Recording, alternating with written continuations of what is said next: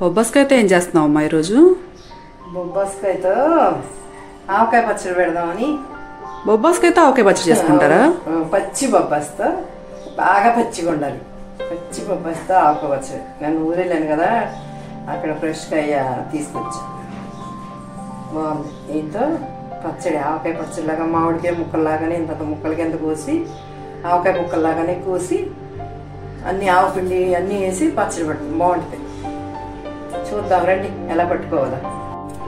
ఇగో కాయ చెక్కు తీసుకుని శుభ్రంగా చక్కగా కడిగేసి తడి లేకుండా బాగా తుడుచుకుని ఆరబెట్టుకోవాలన్నమాట. ముక్కలు కాసేపు ఇగో ఆరబెట్టి ముక్కలు కోసాను. చక్కగా ఉన్నాయి, గట్టిగా ఉంది కాయ.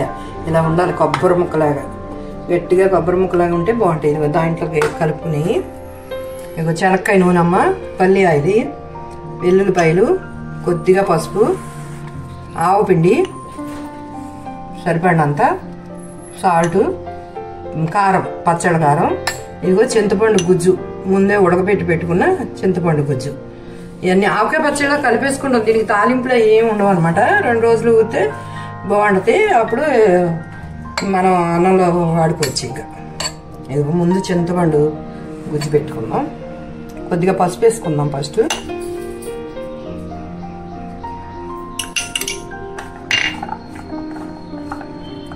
ఇప్పుడు ఎవరి పులుపు తగ్గట్టు, పులుపుగా ఉంటే మరి పులుపు ఇంకా అంతా ఇదే చింతపండు గుజ్జు. నిమ్మకాయలు అవి బాగోదు దీంట్లో.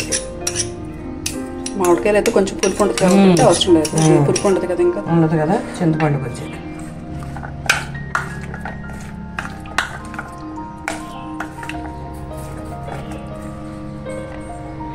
సాల్ట్ వేసుకుందాం. మళ్ళీ అక్కడ కాలపోతే మళ్ళీ వేసుకుందాం.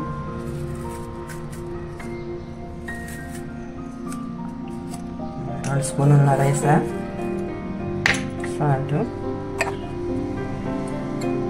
ఇక వెల్లుల్లిపాయలు ఒలిచి పెట్టుకుని వెల్లుల్లిపాయలు కొంచెం వేసుకున్నాం. కారం, పచ్చికారం, కారానికి తగ్గట్టు ఎవరన్నా తక్కువ తినేవాళ్ళు అంటే కొంచెం తక్కువ వేసుకోండి. అన్నీ సమానంగా ఉంటేనే బాగుంటాయి. ఉప్పు, కారం, ఆవపిండి అన్నీ ఉంటేనే బాగుంటాయి. 2 స్పూన్లు ఆవపిండి వేసుకుందాం నిండా.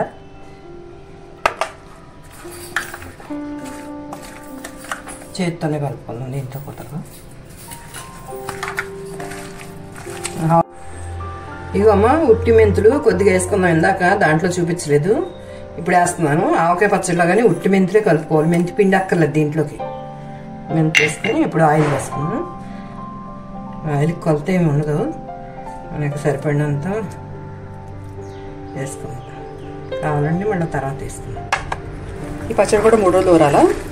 3 రోజులు ఉడితే మరి పులుపు ముక్కకి పట్టాలి కదా. 3 రోజులు ఉడితేనే బాగుంటుంది. మామిడికాయ ముక్కలాగానే మెత్తపడదు, ఇది గట్టిగానే ఉంటుంది. పులుపు, ఉప్పు, కారం అంతా పట్టాలి కదా. వెల్లుల్లిపాయలు స్మెల్, ఏవో వెల్లుల్లిపాయలు చక్కగా ఒలిచి వేసాను. ఆవకాయ పచ్చడిలాగానే గ్రేవీ కింద వస్తుంది. వస్తుంది, నీరు వస్తుంది, ఓట కింద వచ్చేస్తాయి. కొంచెం ఊరితేనే బాగుంటుంది మనకి. ఇంకా ఈ తాలింపులు గీలింపులు ఏం అక్కర్లేదు మీ పచ్చళ్ళకి. మామిడికాయ ఎలా ఉంటుందో, మామిడికాయలు లేనప్పుడు ఎవరన్నా పట్టుకోవాలంటే ఇలా చక్కగా చేసుకోండి. చాలా బాగుంటుంది బొబ్బస్కాయ అంటే. అది ఎవరన్నా వచ్చినా ఇంటికి అలా పెట్టారనుకోండి మీరు భోజనంలో, ఎవరికి చెప్పక్కర్లేదు అసలు. మామిడికాయ అనుకుంటారు, ఎవరికి తెలియదు అసలు. ఇది ముక్క కూడా గట్టిగా ఉంటుంది, చాలా గట్టి అసలు. ముక్క చాలా గట్టి. ఇదిగో మామిడికాయ ముక్క కన్నా గట్టిగా ఉంది. ఇది ఊరుద్ది అనమాట ఈ ఆయిల్కి అన్నిటికీ. వెల్లుల్లిపాయ ఫ్లేవర్ అన్నీ పడద్ది, చాలా బాగుంటుంది. తాలింపు పని లేదు, ఏం లేదు. కావాలంటే కొంచెం నూనె ఇంకా పోసుకోండి, అయినా వచ్చేస్తుంది. ఇది కలపగానే పైకి వచ్చేస్తుంది. ఇది ఇప్పుడే వచ్చేస్తుంది. చాలా మంచిది, చాలా ఆరోగ్యం. ఈ బాలింత్రాల వాళ్ళకి బొబ్బస్కాయ బాగా పెడతారు. ఇప్పుడు అందరూ బొబ్బస్కాయలు బాగా తింటున్నారు కదా, పండి పచ్చి అన్నీ. బాలింత్రాలకి కూర ఉండి పెడతారు, పాలు పడతాయని పెడతారు. ఈ పచ్చడి కూడా చాలా మంచిది.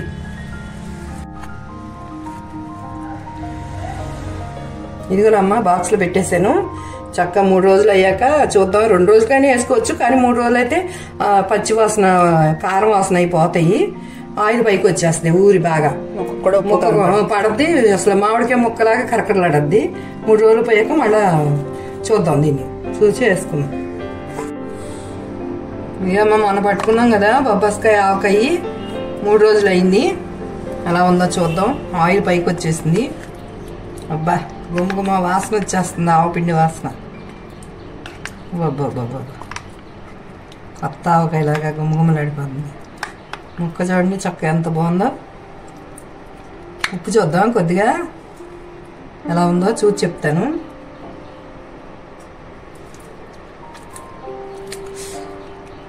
బాబా చాలా బాగుందమ్మా.